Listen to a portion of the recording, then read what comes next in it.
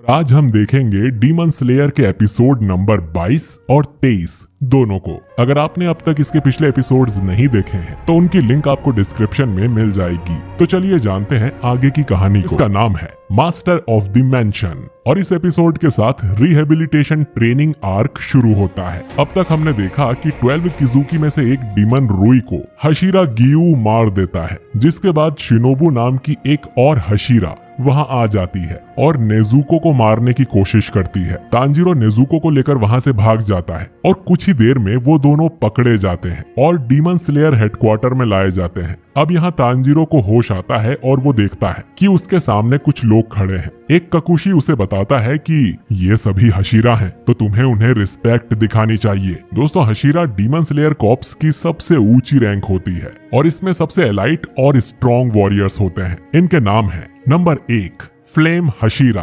क्योजुरो Rengoku, number 2 sound Hashira Tengen Uzui, number 3 love Hashira Mitsuri Kanroji, number 4 stone Hashira Gyomei Himejima, number 5 mist Hashira Muichiro Tokito, number 6 serpent Hashira Iguro Obanai, वहीं number 7 water Hashira Giyu, number 8 insect Hashira. Shinobu कहती है कि उन्हें पहले Tanjiro की कहानी जानना चाहिए। हशीराज आपस में डिस्कस करते हैं कि उन्हें तांजीरो को उसकी डीमन बहन के साथ खत्म कर देना चाहिए, क्योंकि डीमन स्लेयर होने के बावजूद भी वो एक डीमन को अपने साथ लेकर घूम रहे हैं। तांजीरो बस उनके सामने लेटा रहता है। ये लोग आखिर कौन हैं और मैं कहाँ हूँ? तभी शिनोबू उसे बताती है कि वो हेडक्वार्टर्स में है और अभी वो ट्रायल पर हैं। अब एक एक करके सभी हशीराज इस मामले पर अपनी राय देना शुरू कर देते हैं। 2 हशीरा तांजीरो और नेजुको को मार देना चाहते थे।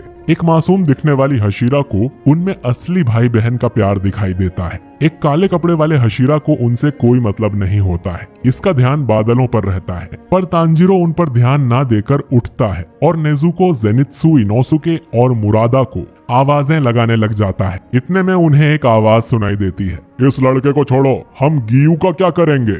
तांजीरो पेड़ की तरफ देखता है जहां एक और हशीरा बैठा होता है जिसके गले में सांप होता है और फिर तांजीरो को गियू दिखाई देता है और उसे समझ आता है कि उसे और नेजुको को बचाने की खातिर गियू मुसीबत में आ गया है। हशीरा फिर गियू से पूछता है, तुम्हें इस बारे में क्या क्या कहना है गियू? पर गियू वहाँ चुपचाप खड़ा रहता है। शिनोबू फिर कहती है कि गियू चुपचाप यहाँ आ गया है तो उसकी सजा बाद में डिसाइड की जाएगी। फिर वो कहती है कि उसे तांजीरो की कहानी सुनने में दिलचस्पी है। किसी को इस बात को जानने में इंटरेस्ट नहीं होता, पर फिर भी शिनोबू उससे पूछती है, जिस पर बोलना शुरू करते ही तांजीरो खांसने लग जाता है। शिनोबू उसे पानी पिलाती है और दोबारा पूछती है। तांजीरो बताता है कि नेजुको मेरी बहन है और उसने आज तक किसी को कोई नुकसान नहीं पहुंचाया है। 2 साल पहले जब मैं बाहर गया था तब मेरी फैमिली पर डीमन ने हमला कर दिया, जिससे बाकी सब मारे गए और नेजुको डीमन बन गई। इसीलिए तांजीरो मुजान को हराकर नेजुको को दोबारा इंसान बनाना चाहता है, मगर उसकी बातों पर कोई भरोसा नहीं करता है। सबको लगता है कि तांजीरो बस अपनी बहन को बचाने के लिए ये कहानी बना रहा है। ऐसा नहीं हो सकता कि कोई डीमन इंसान को ना मारे।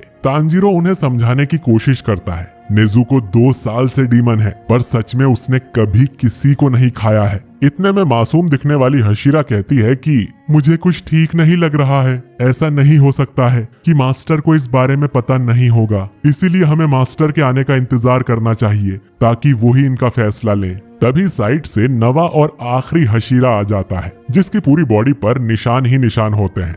यह है विंड हशीरा सानेमी, जिसके पास नेजुको का बॉक्स होता है। वो कहता है कि एक डीमन इंसानों की रक्षा करेगा, ऐसा नहीं हो सकता। और वो हशीरा अपनी तलवार निकालकर नेजुको के बॉक्स के आर पार डाल देता है। तांजीरो को ये देखकर गुस्सा आ जाता है और वो उछलकर हशीरा के सिर पर इतना जोर से मारता है कि दोनों जमीन पर गिर जाते हैं और उनके सिर टूट जाते हैं। इतने में फाइनल सिलेक्शन वाली जुड़वा बहनें वहां आती हैं और बताती है कि मास्टर आ चुके हैं। तांजीरो पहली बार मास्टर को असल में देखता है और उसे पता चलता है कि मास्टर देख नहीं सकते। उनके सिर से नाक तक बहुत गहरी चोट के निशान हैं। हशीरा तांजीरो का सिर पकड़ता है और एक झटके में जमीन पर ले जाता है। तांजीरो को लगता है कि ये उसका अटैक था, मगर फिर वो देखता है कि सभी हशीराज मास्टर के सामने अपना सिर झुकाकर बैठ गए हैं। मास्टर उन्हें बताते हैं कि तांजीरो और नेजुको की कंडीशन को हमें अब एक्सेप्ट करना होगा, पर इस बात से कोई भी सहमत नहीं होता है। जिसके बाद मास्टर उरुकोडाकी का भेजा हुआ एक लेटर निकलवा कर सबको सुनाते हैं। उरुकोडाकी ने लिखा होता है, नेजुको इंसानियत के लिए कोई खतरा नहीं है। उसने 2 साल से किसी इंसान को चोट नहीं पहुंचाई है और अगर किसी दिन वो ऐसा करती है तो तांजीरो और गियू खुद इसकी जिम्मेदारी लेंगे। तांजीरो गियू की ओर देखने लगता है और उसकी आंखों से आंसू आ जाते हैं, पर अभी भी कोई भरोसा नहीं करता है कि नेजुको किसी को नहीं मारेगी। मास्टर कहते हैं कि ये बात सही है, इसकी कोई गारंटी नहीं है कि नेजुको इंसानों को नहीं मारेगी, पर हम इस बात को पक्का नहीं मान सकते कि वो किसी को मारेगी। और वैसे भी 3 लोगों ने अपनी जिंदगी इसके लिए दांव पर लगाई है। मास्टर आगे बताते हैं कि तांजीरो एक लौता है जिसने मुजान को अपनी आंखों से देखा है। ये बात सुनकर सभी हशीरास चौंक जाते हैं और उससे सवाल करने लगते हैं, वो दिखने में कैसा था और उसकी शक्तियाँ क्या क्या हैं? मास्टर सबको चुप कराते हैं और कहते हैं कि नेजुको के साथ जो हो रहा है उसकी भनक मुजान को बिल्कुल नहीं है। सेनेमी को अभी भी नेजुको पर भरोसा नहीं होता है, तो वो अपनी तलवार से अपना हाथ काट लेता है और नेजुको के बॉक्स पर अपना बहता हुआ खून गिराने लग जाता है। डीमन धूप में बाहर नहीं आ सकते हैं, तो हशीरा उसे लेकर मास्टर के घर में आ जाता है और नेजुको के बाहर आने के लिए उसका गेट खोल देता है। तांजीरो इस सब से बहुत गुस्सा हो जाता है, मगर सांप वाला हशीरा उसे पकड़ लेता है ताकि वो कहीं ना जा पाए। अब अगला एपिसोड शुरू होता है जिसका नाम है हशीरा मीटिंग। नेजुको पर सेनेमी बार बार हमला करता है ताकि नेजुको बॉक्स से बाहर आ जाए और नेजुको भी खून की स्मेल से बॉक्स के बाहर उसे खाने आती है, पर तभी उसे तांजीरो की आवाज आती है। उसे याद आता है कि वो उसका भाई है, वो हमेशा से साथ रहे हैं और उसे एहसास होता है कि इंसान खाने के लिए नहीं है बल्कि उन्हें बचाया जाना चाहिए। अब भूखी होने के बाद भी नेजुको हशीरा से अपना मुंह फेर कर बैठ जाती है, जिससे सब शौक में आ जाते हैं। जुड़वा बहनें मास्टर को ये बात बता देती हैं, जिसके बाद मास्टर फैसला सुना देते हैं कि तांजीरो और नेजुको साथ में ही रहेंगे।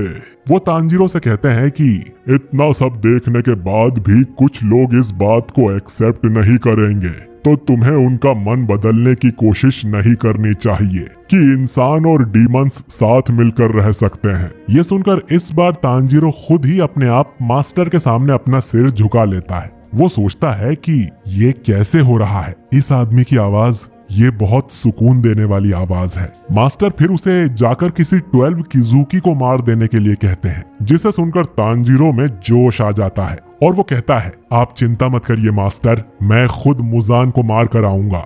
ये सुनकर मास्टर उसे शांत कराते हैं और कहते हैं कि तुम्हें पहले किजुकी से शुरुआत कर लेनी चाहिए, मुजान को बाद में देखा जाएगा। फिर मास्टर ओबानाई और सेनेमी को समझाते हैं कि उन्हें अपने जूनियर्स के साथ इतना स्ट्रिक्ट पेश नहीं आना चाहिए, जिस पर दोनों डीमन स्लेयर्स मान जाते हैं और नेजुको उस हशीरा को गुस्से से देखती रहती है। मास्टर तांजीरो को ठीक होकर और मेहनत करने की सलाह देते हैं, तो शिनोबू इस बात पर मास्टर से पूछती है कि क्या मैं तांजीरो और उसकी बहन को अपने साथ में ले जाकर उसकी मदद कर सकती हूँ। मास्टर भी मान जाते हैं और फिर शिनोबू के ककुशी आकर तांजीरो और नेजुको को शिनोबू के बटरफ्लाई मेंशन में ले जाने लगते हैं, पर अचानक तांजीरो वापस आ जाता है और सेनेमी हशीरा को मारने को कहता है क्योंकि उसने नेजुको को काफी चोट पहुंचाई है। तभी मुइचिरो एक छोटे से पत्थर को उठाता है और तांजीरो पर फेंकता है। उन पत्थरों में इतनी ताकत होती है कि तांजीरो जमीन पर गिर जाता है। उसे वापस ले जाया जाता है और जाते जाते मास्टर तांजीरो से कहते हैं, तमायो को मेरा हाय कहना, जिससे तांजीरो शॉक हो जाता है। पर शिनोबू के वर्कर्स उसके ऐसा करने से काफी गुस्सा हो जाते हैं, तो वो उसे जल्दी से मारते मारते वहां से ले जाते हैं। अब तीनों मिलकर बटरफ्लाई मेंशन आते हैं, पर दरवाजे पर कोई नहीं आता। तीनों पीछे के गार्डन में आ जाते हैं, जहां उन्हें एक लड़की दिखाई देती है। तांजीरो को याद आता है, ये वही लड़की है जो हमारे साथ फाइनल सिलेक्शन में थी। एक वर्कर फिर कनाओ के पास जाकर बताती है कि उन्हें शिनोबू ने यहाँ आने को कहा था, तो क्या वो अंदर जा सकते हैं। कनाओ इस पर स्माइल करने लगती है, जिस पर वर्कर्स को कुछ समझ नहीं आता। तभी वहाँ पर एक और लड़की आती है और उन्हें अंदर जाने को कह देती है। अब जेनित्सु, जो कि एक हॉस्पिटल बेड पर लेटा हुआ है, रोने लगता है कि उसे एक कड़वी दवाई नहीं खानी है। तांजीरो भी उसी जगह लाया जाता है। जेनित्सु भी तांजीरो को देख लेता है और उसे काफी खुशी होती है और तांजीरो को पता चल जाता है कि आखिरकार जेनित्सु भी पहाड़ में आ ही गया था। तांजीरो फिर उससे इनोसुके के बारे में पूछता है, जिससे उसे पता चलता है कि वो जेनित्सु के पास वाले बेड पर ही पड़ा हुआ है, मगर वो बिल्कुल भी हिल डुल नहीं रहा है। जेनित्सु बताता है कि इनोसुके के साथ पहाड़ पर बहुत बुरा कुछ हुआ है, इसीलिए उसकी हालत ऐसी हो रही है। तांजीरो इनोसुके के पास आकर बात करने लग जाता है। तीनों साथ में सो जाते हैं और तांजीरो खुशी जताता है कि उसके दोनों दोस्त सही सलामत हैं।